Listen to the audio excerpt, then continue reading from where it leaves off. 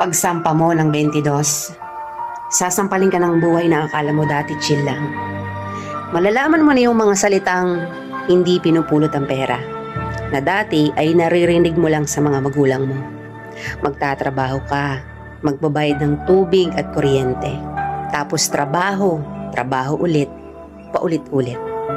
Mamimiss mo yung batang ikaw, musmos, walang alam sa mundo.